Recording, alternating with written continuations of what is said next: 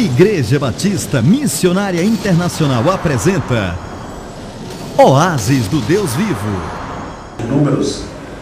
No capítulo 13 diz que Deus orientou o povo a ver a terra prometida. É certo que nas versões mais corretas, algumas versões em hebraico, os textos em hebraico diz que não foi Moisés aí no capítulo 13, não foi Deus que mandou o povo ir ver a terra.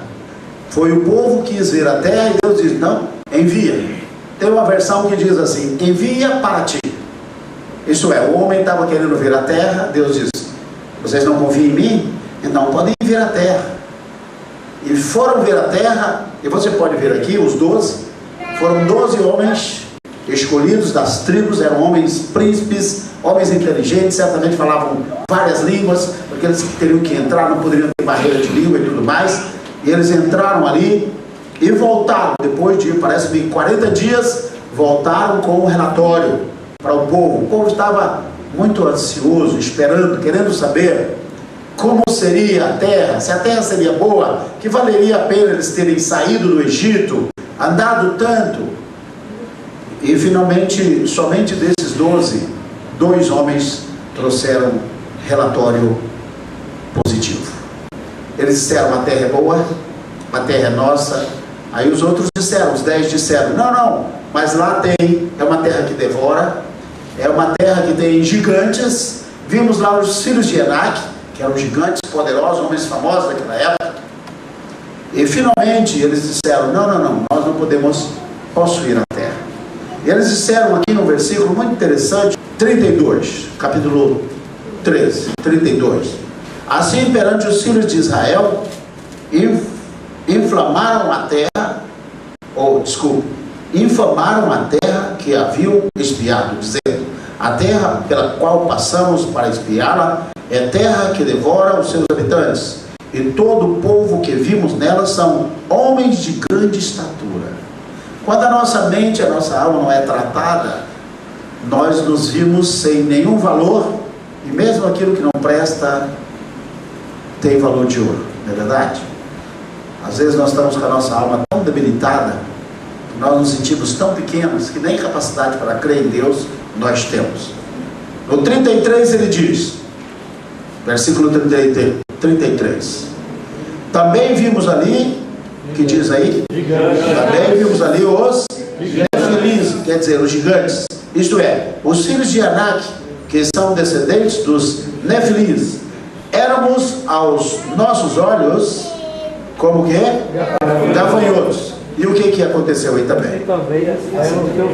E assim também éramos aos seus olhos. Quando os homens entraram na terra, eles estavam com a mente tão fraca, a fé deles estava baixa. Não adianta a gente ter uma mente positiva se a fé é fraca. O que eles viram? Quando eles viram os gigantes saírem na rua, eles passaram pelos gigantes. E ao andarem pela rua, eles estavam certamente vestidos da roupa típica da nação, eles estavam ali como espias, eles não iam vestir uma roupa da tribo deles, porque eles iam pegá-los e devorá-los vivos ali, tá? Então eles infiltraram no meio do povo, comeram uma comida, falaram uma língua, tudo, procuraram imitar os costumes da época, mas finalmente eles tiveram uma surpresa.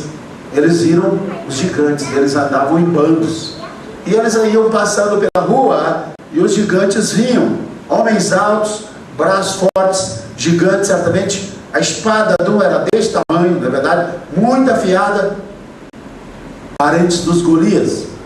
E finalmente eles olharam, e 2 coisas acontecem na mente quando a nossa mente não é liberta. Olha para você ver como é interessante esse versículo 33. Quando o gigante olhou para eles, não sabiam quem eles eram. Olharam para eles e os viram o quê? O que é um gafanhoto? O que você faz com um gafanhoto?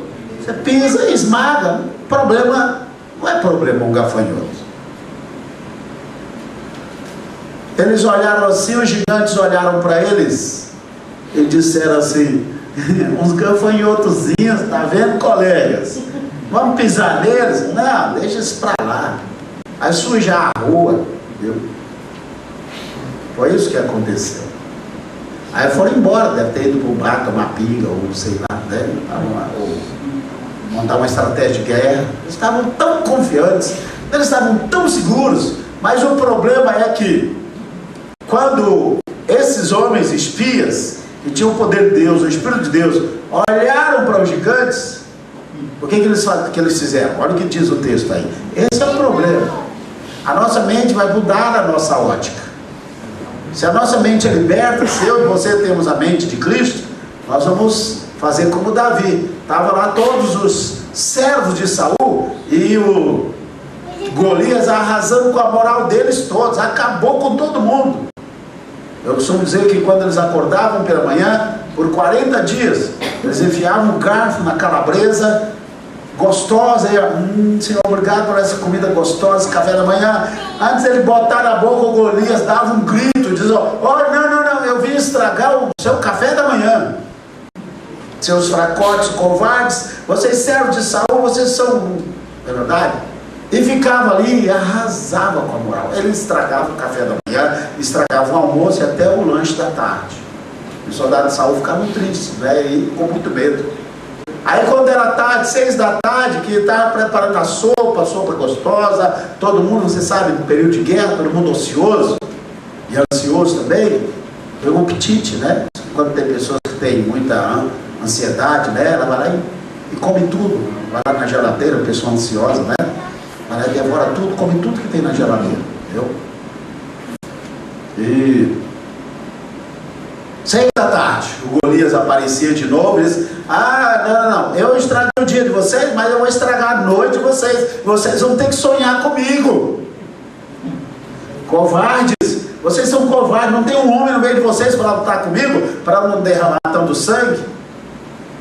Vamos resolver essa aí de homem para homem. Era costume, na verdade, e aquele homem era pago para lutar, ele era um mercenário. Só que ele encontrou uma pessoa que não estava debaixo daquele espírito. E aqui vem, né? A boca do Golias hoje representa as notícias ruins, representa tudo de ruim que nós ouvimos na mídia, que fica na nossa cabeça, porque passam pela nossa cabeça hoje milhares e milhares de pensamentos. E nós não sabemos, alguns nós não temos assim consciência deles, mas muitos desses pensamentos ficam, e pensamentos são como o quê? Sementes. A nossa mente é como um jardim, e o pensamento, ele é como uma semente, ele vai ficar ali, e ele vai brotar, mais cedo ou mais tarde. Mais cedo ou mais tarde ele vai brotar.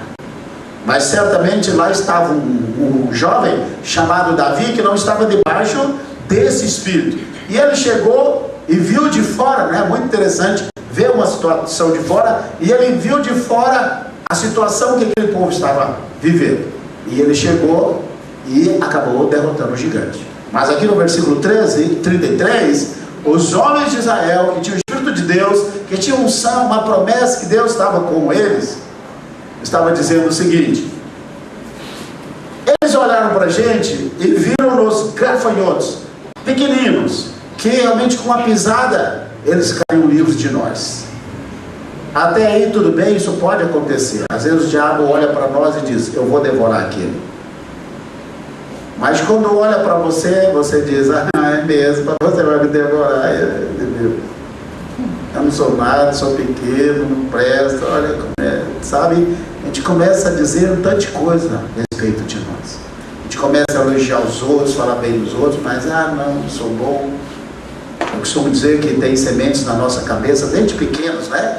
Nossos pais, às vezes, eles tinham zelo, mas não sabedoria, e nos deram um treinamento, uma disciplina, nos criaram da melhor maneira. Eles receberam, não pôde dar muito, mas lembra assim os pais chamando a gente burro: seu burro, você é burro, você não vai servir para nada. A mãe: você vai pagar tudo que você me fez sofrer, você vai sofrer 10 vezes mais. Sabe o que é isso? Sementes.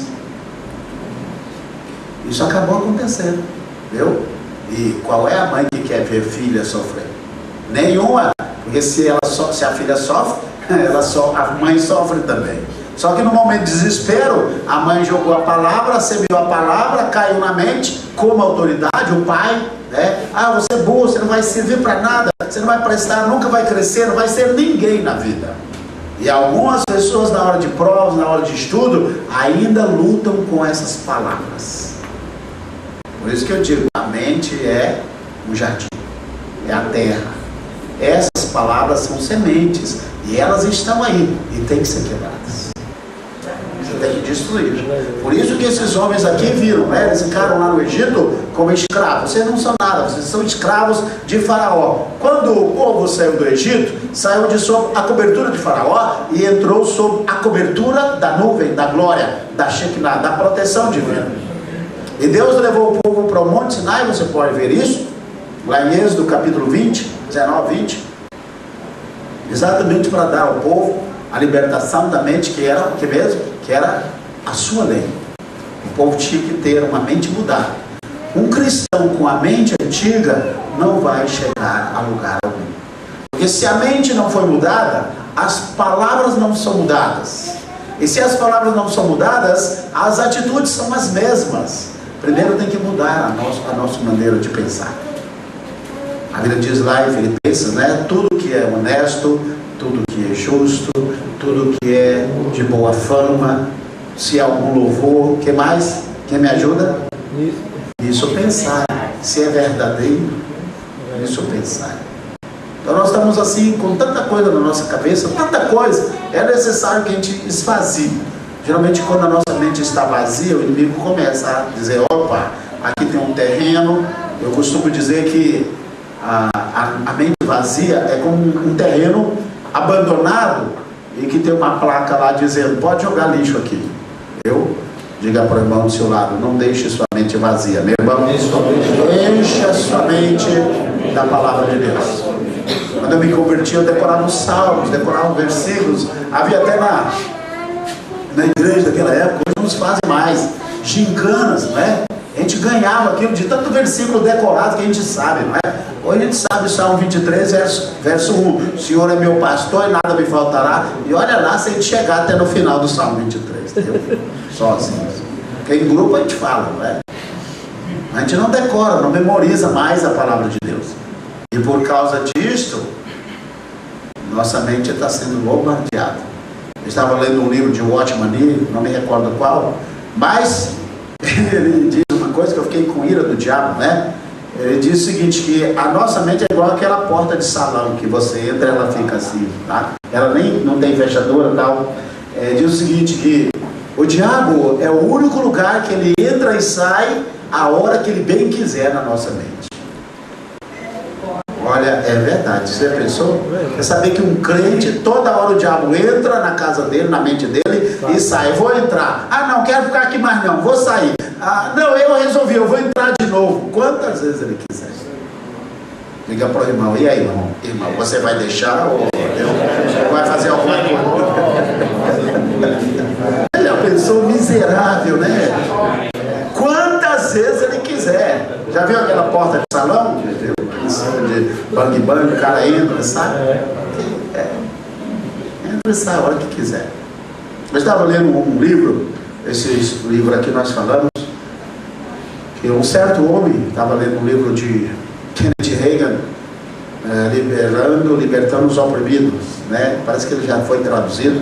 Nós estávamos com esse livro em inglês e traduzindo. Eu tenho uns livros de Kenneth Hagin em inglês. Eu estava fazendo uma leitura desse livro e ele dizendo que, falando sobre a libertação da mente, que um certo homem, ele era muito oprimido e ele tinha pensamentos terríveis. E ele foi para o Kenneth Hagin para orar por ele. E o Kenneth Hagin começou a orar e orando por ele. Deus, me diz aí, o que esse cristão, o que esse irmão não fica firme? Que ele está sempre oprimido, sempre caindo. Aí na hora da oração, o Kenneth Hagin teve uma visão. Aquele homem estava andando num determinado lugar e ele tinha um chimpanzé, um macaco, aqui no ombro dele. Era uma figura, a figura de um demônio, que aqui não tem nada a ver com os animais, porque os demônios tomam forma de qualquer coisa, de serpente, de rato, não é verdade? É verdade. Então aqui ele viu um chimpanzé.